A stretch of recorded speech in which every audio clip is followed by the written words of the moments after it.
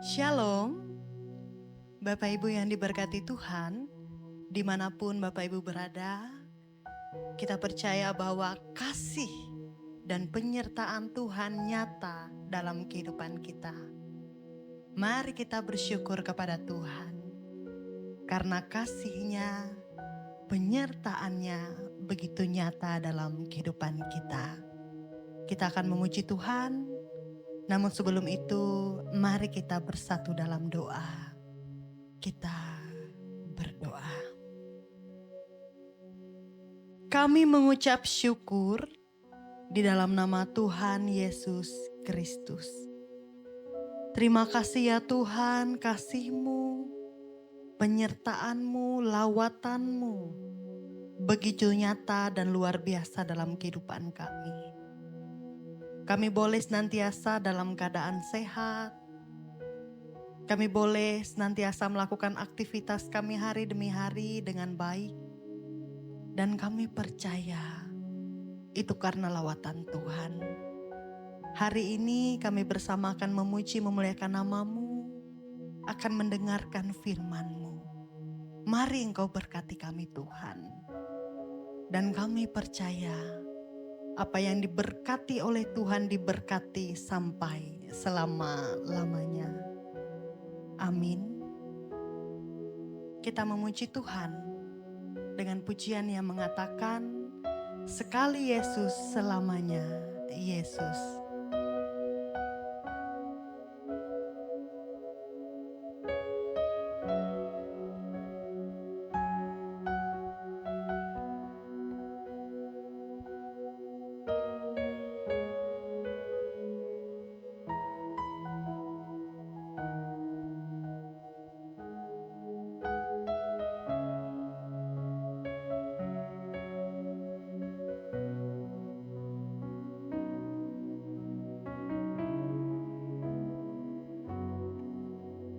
Dalam segala keadaan, waktu berlimpah maupun kurang, tetap Yesus yang mempesona hatiku. Dia beri damai dan kesempatan baru di setiap musim kehidupan. Waktu ku kuat maupun lemah, tetap Yesus yang mempesona hatiku. Dia beri hidup dan kesempatan baru. Sekali Yesus, selamanya Yesus. Harapanku tak akan hilang, karena kasih-Nya sekarang ku ada. Oh Yesusku, ku cinta Kau selamanya. Kita percaya melewati pujian ini, di setiap musim kehidupan kita, baik saat kita lemah maupun saat kita kuat, Tuhan Yesus akan terus menyertai kehidupan kita. Mari kita nyatakan iman kita bahwa sekali Yesus, selamanya Yesus.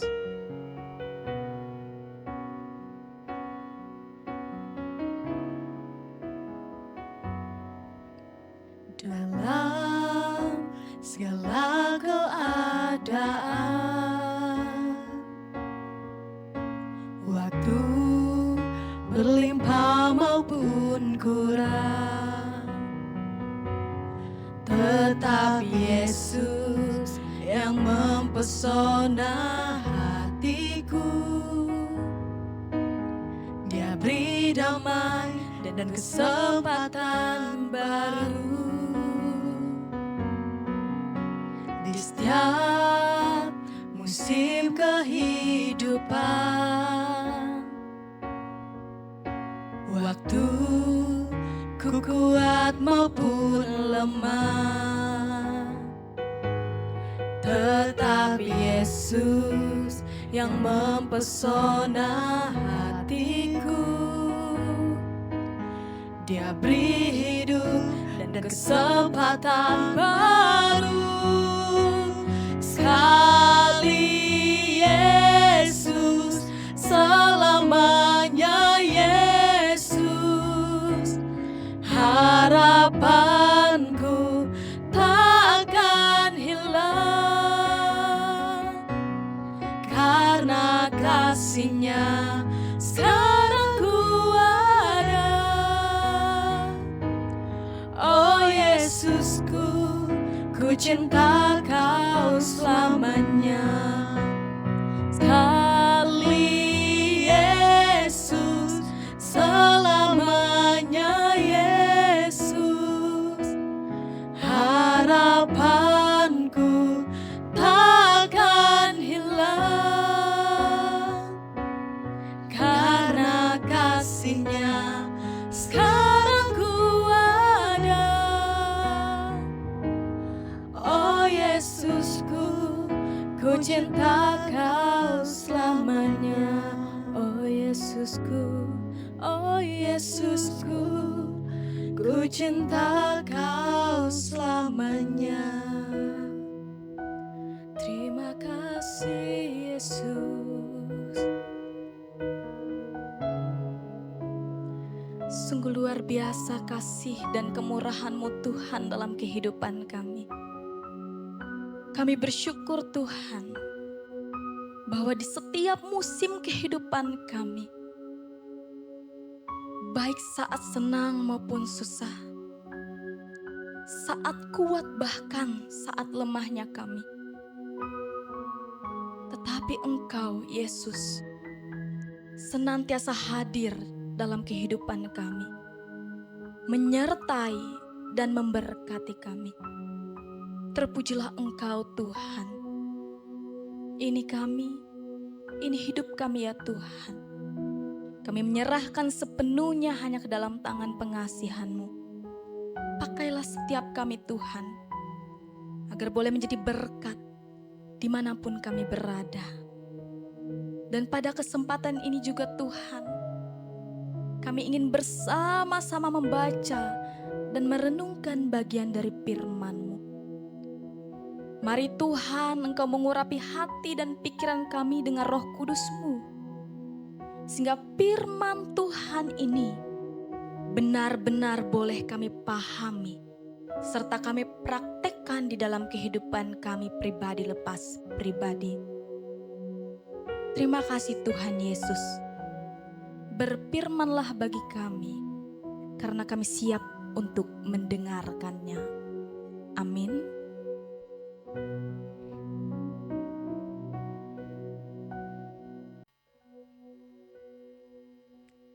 Shalom saudara, jumpa lagi dalam Embun Elio Tria, Misi Berkat untuk Negeri. Bersama saya, Pendeta Regina Elriana. Hari ini saya akan menyampaikan satu kebenaran firman Tuhan dari kitab Efesus pasal 2 ayat 11 sampai dengan 22. Namun bagian firman Tuhan yang saya baca pada saat ini hanya ayat 13 saja. Demikian bunyi firman Tuhan. Tetapi sekarang di dalam Kristus Yesus, kamu yang dahulu jauh sudah menjadi dekat oleh darah Kristus. Amin. Saudara yang terkasih dalam Tuhan kita Yesus Kristus, pernah tidak merasa terasing di tengah-tengah lingkungan sekitar? Katakanlah dalam satu acara keluarga, di tengah kerumunan banyak orang, saudara merasa terasing, tidak nyaman dengan acara tersebut, dan merasa ingin pergi saja menyendiri. Atau mungkin ada perasaan yang begitu berjarak dengan orang-orang yang dulunya dekat namun sekarang begitu jauh. Mungkin karena masa lalu atau hal-hal lain yang mengecewakan. Nah, rupanya banyak dari antara kita yang saat ini hanya menghabiskan waktu untuk mencari tempat yang nyaman, di mana dirinya benar-benar diterima dan diakui tanpa syarat. Hari ini dalam terang firman Tuhan dari Efesus 2 ayat 11 sampai dengan 22, Rasul Paulus menuliskan satu rahasia besar tentang bagaimana tembok pemisah dalam hidup manusia diruntuhkan. Dan bagaimana kita yang dulunya bukan siapa-siapa, kini diangkat menjadi keluarga kerajaan Allah. Mari kita perhatikan teks firman Tuhan dalam ayat 11 dan 12. Di sana Paulus mengajak kita untuk jujur melihat ke belakang. Ia menggunakan kata orang-orang tak bersunat untuk menggambarkan mereka yang tidak memiliki tanda perjanjian dengan Allah. Kata jauh dalam teks ini bukan hanya sekedar dalam pengertian secara geografis, tetapi jarak rohani. Kita dulu adalah orang-orang asing bagi janji-janji Allah. Hidup di dunia tanpa pengharapan. Mungkin saja ketika saudara mendengar renungan ini, saudara masih merasa jauh dari Tuhan. Saudara masih merasa tidak layak gabung dalam hadirat Tuhan.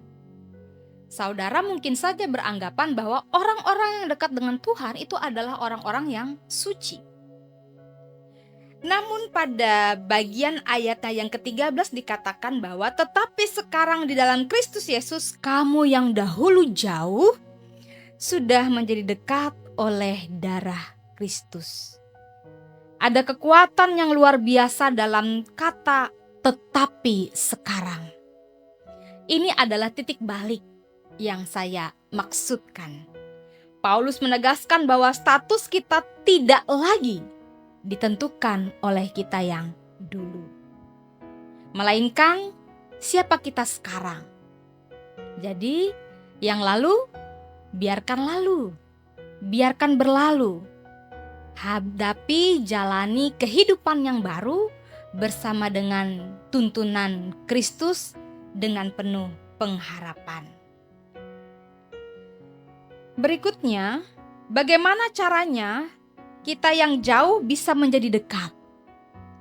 Jawabannya bukan karena amal, bukan karena kebaikan, bukan pula karena kehebatan kita, kerajinan kita dalam pelayanan, melainkan karena darah Kristus. Darah Kristus yang menyucikan, melayakkan hidup kita. Darah Kristus ini kita analogikan sebagai jembatan yang melintasi jurang dosa yang tak terseberangi oleh manusia. Artinya, akses kita untuk menghadap Bapa itu sudah terbuka lebar oleh karena Yesus Kristus. Kita tidak lagi butuh perantara. Saudara tidak lagi berdiri di luar pagar, melainkan sudah masuk ke dalam bagian dari kerajaan Allah. Sudah menjadi bagian dari tubuh Kristus yang saling melengkapi dengan anggota lainnya. Berikutnya, dampak dari pengorbanan Kristus tidak hanya mendamaikan kita dengan Allah, tetapi juga mendamaikan kita dengan sesama. Coba perhatikan ayat 14 dan 18. Kristus meruntuhkan tembok perseteruan. Di dunia saat ini ada banyak kubu-kubu pemecah dan pemisah, rasisme, bahkan sekat-sekat sosial. Di dalam Kristus ia menawarkan satu identitas baru. Coba lihat ayat 19. Demikianlah kamu bukan lagi orang asing dan pendatang, melainkan kawan sewarga dari orang-orang kudus dan anggota-anggota keluarga Allah. Ini artinya, saudara bukan lagi tamu. Saudara bukan pendatang yang hanya singgah sebentar, melainkan saudara merupakan bagian dari pemilik rumah. Saudara adalah anak-anak Allah. Bapak Ibu Saudara yang saya kasih dalam Tuhan kita Yesus Kristus, dengan Kristus sebagai Tuhan dan Juru Selamat kita, maka Ia adalah batu penjuru bagi kita. Dialah yang memastikan bangunan hidup kita tetap tegak berdiri kokoh, stabil dan tidak roboh saat badai kehidupan datang. Pesan ini sangat kuat untuk kita terapkan di dalam kehidupan kita. Yang pertama, berhenti menghakimi diri sendiri. Jangan pernah menganggap bahwa diri ini tidak layak. Oh, saya ini banyak kurangnya. Oh, saya ini tidak pas untuk datang beribadah kepada Tuhan. Jangan hakimi dirimu. Tapi ingat, Tuhan sudah bawa kamu, Tuhan sudah bawa saudara untuk lebih dekat kepadanya. Dan ini adalah anugerah yang tidak bisa ditukar oleh apapun juga. Jika Yesus menerima kita apa adanya, maka sudah selayaknya kita juga menerima sesama kita dengan apa adanya. Runtuhkan tembok pemisah, tapi rangkullah sesama kita dengan penuh kasih.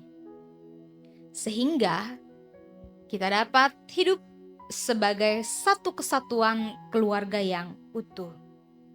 Kita tidak hanya dipanggil untuk beriman sendiri, tetapi kita hidup untuk tumbuh bersama dalam kasih Kristus sebagai bagian dari keluarga Allah dan tubuh Kristus. Tuhan Yesus Kristus memberkati kita melalui firman-Nya. Amin. Mari kita berdoa. Bapa yang bertahta dalam kerajaan surga, kami mengucap syukur untuk kebenaran firman Tuhan yang telah kami dengarkan saat ini. Terima kasih karena melalui darah Kristus, kami yang dahulu jauh kini telah ditarik menjadi dekat.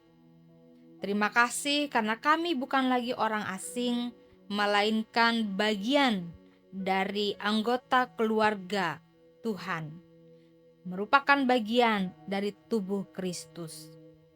Tolonglah kami ya Tuhan, yang hari ini mungkin saja masih merasa terasing atau kehilangan pengharapan. Biarlah Roh Kudus meyakinkan kami bahwa kami ini berharga di mata Tuhan dan memiliki tempat yang khusus di hadirat-Mu yang kudus.